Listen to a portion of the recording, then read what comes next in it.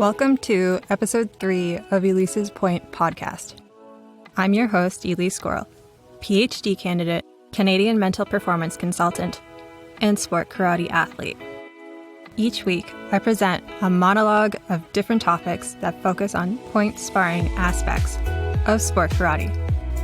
I want to stress that although each episode stands alone, this podcast should really be listened to as a whole. This project is meant to be informative, thought-provoking, and cause reflection. Keep in mind that some of the content is based on my observations and experiences from years of training and competing as a competitive athlete in sport karate. This means that it doesn't necessarily pertain or is applicable to every stakeholder within the sport. The overall goal is to promote a safe, healthy, and rational sport structure for future sport karate athletes. So let's start.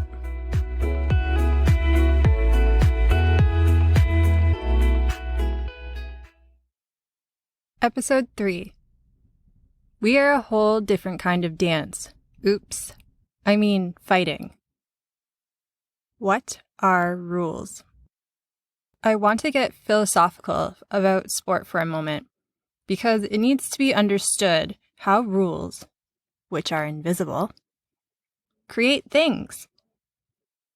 Rules make things what they are, and arguably, more importantly, rules make things what they are not. So what are rules? Knowledge and action are limited and bounded in space and time. Humans have created and surrounded themselves with formal and informal rules that assist in carrying out activities. Rules assist in distinguishing, separating, judging, and classifying one action from another. Rules demonstrate what is acceptable as well as what is not. As a result, rules permit, but rules also stop human action. A stoplight is a pretty obvious example of this. Red means stop, green means go. This meaning was created by humans and controls behavior. In sport, the rules are the structure of the game and are used to keep the playing field fair. In soccer, it is fairly obvious that you do not pick up the ball unless you are the goalkeeper. If you do happen to graze the ball with your hand, the whistle is blown and the other team is awarded the possession of the ball. Rules allow consistency with how the game is and will be played and taught. But rules also emphasize what has already been deemed as unacceptable behavior. It is pretty clear that you do not pick up the ball in soccer unless you are the goalkeeper. However, knowing that only the goalkeepers are allowed to pick up the ball is the basic idea of the game. The goalkeeper still cannot pick up the ball and run it to the other team's net. There are rules in place to stop this behavior. Rules within the rules. It is arguable that informal rules, unwritten but acknowledged, are the basis to which formal rules are formed. If an individual does not know if an action is a rule, by completing the action, they will quickly discover what the stance on the action is. For instance, what is the rules about saying goodbye? If I say goodbye to someone, do we have to part ways? What happens if we're headed in the same direction? If I say goodbye to someone and purposely walk in the same direction as them, how does that make the other person feel? There's no written rule that says I can't do this, but there's definitely an informality that is associated with goodbyes. There are some sports, if not all sports, that strategically use the informal rules, which are unwritten rules, as part of the game. Baseball is a sport where it is acknowledged by the participants that players attempt to see how far they can push the rules without being caught. It was a common unsaid practice that in order to break up a double play, the runner targeting second base would aggressively slide into the fielder throwing from second to first. The intention was to aim for the player and not the base. In 2016, Rule 6.01J was established that, quote, slides on potential double plays will require runners to make a bona fide attempt to reach and remain on base. This rule was established with the objective to enhance player safety while maintaining the tradition of the game. What's really interesting is that the rule also outlines what qualifies as a bona fide slide, as bona fide can still be left to interpretation. With strict rules outlined, it can be established what a bona fide slide is, and more importantly, what it is not. Consent. Consent marks the line between participant and non-participants in sport. When participating in sport, a person is consenting to the rules that the sport outlines. If one agrees to a boxing match, there should be no surprises about how much contact there will be, obviously, depending on the level and the individual's experience. This is aggression that is consented to in the realm of sport, which is much different than the realm of real life. A person cannot run up to another person on the street and commit a similar aggression that a person would commit in a boxing match or a different sport.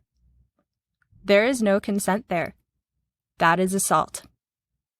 Not to mention, there are still moral implications within the consent of sport, knowing whether actions pertain to the nature of the game, which means that athletes cannot get away with murder within the sporting arena, even if it's accidental. There is consent to the amount of recognized aggression. In boxing, there are areas that competitors are allowed to punch, but no kicking is allowed, or ear biting, if that is unclear.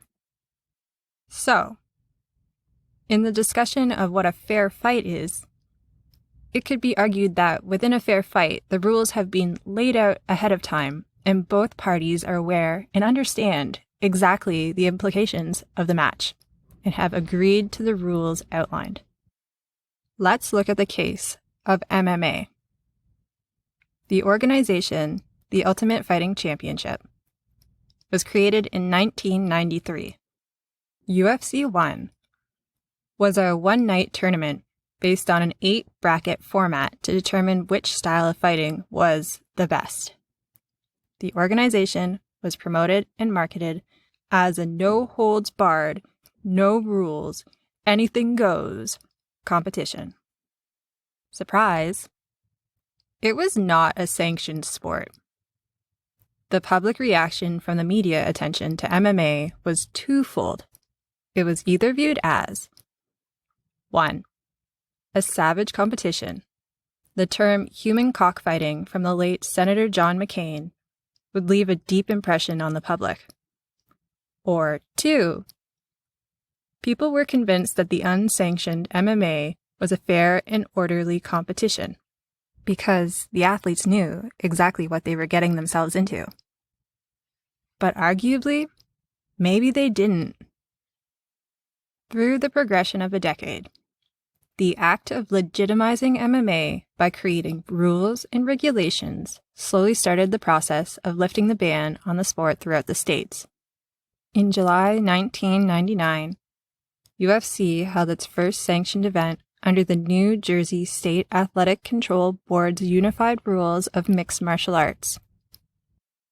This was after years of adjusting its rules and regulations to include weight classes and 5-minute rounds, while banning strikes to the back of the neck and head and small joint manipulations.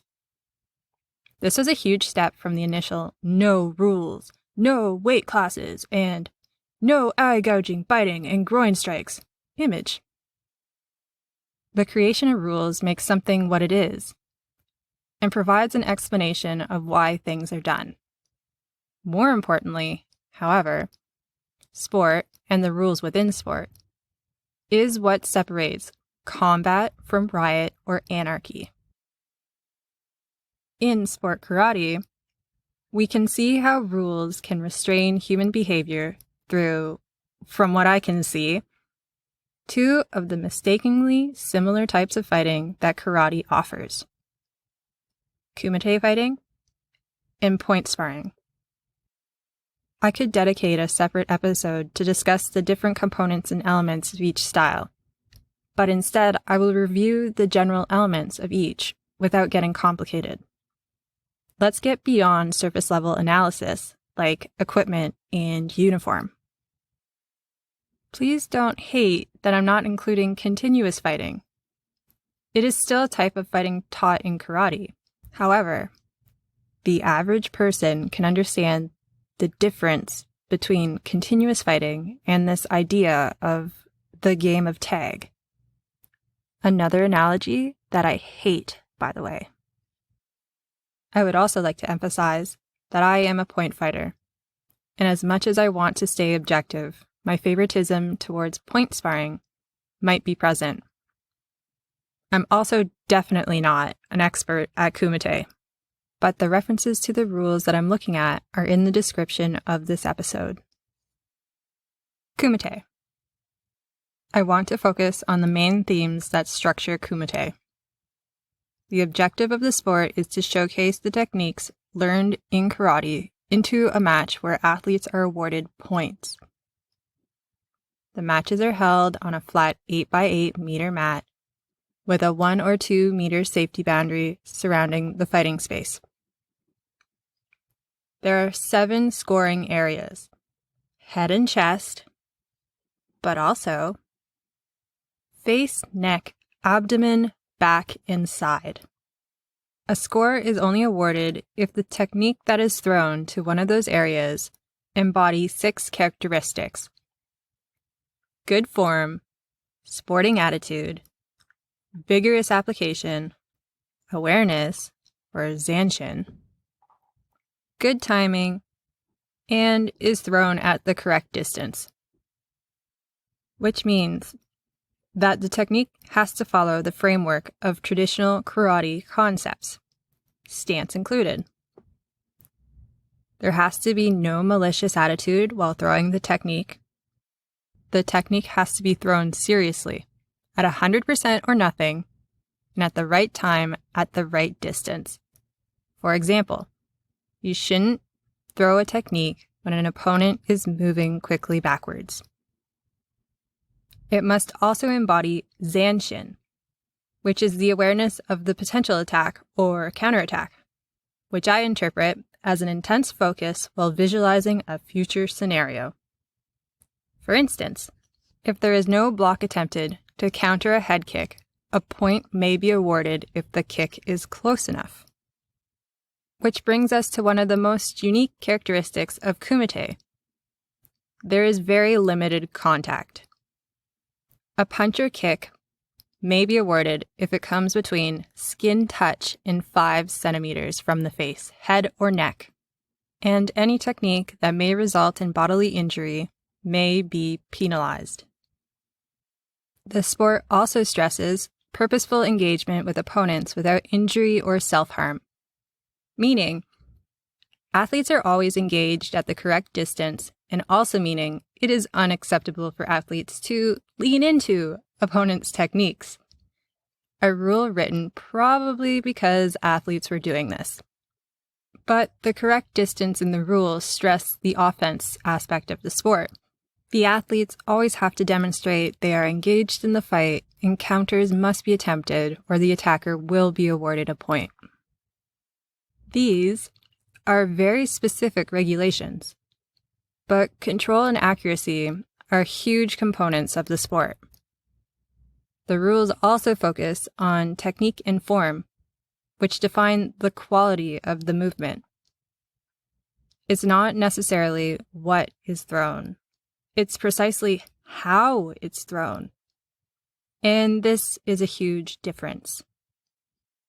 But if you are new to the sport, and you do take the time to study the rules, Kumite makes it pretty clear what is and what is not acceptable, and this defines what the sport is. Point sparring. The objective of point sparring is to score defined points using well-controlled and legal techniques with speed, agility, balance, and focus. The matches are held on a 7x7 meter mat with a 1 meter safety boundary surrounding the fighting area. This sounds very similar to Kumite, but the specifics of the rules distinguish the sport further. There are 3 main target areas: head, which include the front, the side, the back, and the forehead; the torso, which include only the front and the side; and below the ankle, which is only meant for sweeping. This restricts the competitor from hitting the back and the neck, different scoring areas, but it is also because of the different contact rules. In point sparring, well-controlled contact must be made for the point to count. But what does well-controlled contact, or strictly controlled contact, mean? It consists of looking at the point of contact when executing the technique and using reasonable power, which means that a technique that simply touches, brushes, or pushes an opponent will not be scored. So reasonable is really up to the discretion of the user, and sometimes the judges. The ring space is also a huge influence on the way that the athletes engage in the match, because there is less emphasis on maintaining the correct distance. The ring space dictates the offensive and defensive strategies within the match. This is the reason why point fighters don't fight in cages. The field becomes part of the strategy. Well, that point sparring is still a demonstration of fighting without malicious intent, or we get disqualified. We're not going back to the time of the gladiator, where it is based on the philosophy of last man standing. Point sparring is about skill and strategy, and sport. There may be disagreements between Kumite fighting and point sparring, and likely because the techniques originate from similar contexts, and that the sports have similar objectives. But to me, they are much different and can both offer fulfillment in the rules that enable the actions. One's not better than the other. It's like different types of dancing. Stay with me, combat sporters. An example is the slow waltz and the Viennese waltz. Many outsiders to the sport cannot distinguish the difference, maybe because both have waltz in the name. However, the rules for each waltz have distinguished what kind of movements, music, pace, and so on that have to be satisfied in order for the dance to qualify as a slow or Viennese waltz. And it is probably difficult to adjust to the other dance's rules. If you Google each one without judging based on the name, you will see the obvious differences between the two. They look completely different. As for point sparring and Kumite, both can be appreciated for what they offer. And if you don't think so, you should try and fight within the rules of the opposite sport. The change in the rules that allow and limit different movements do not make the other sport worthless. It makes the sport what it is.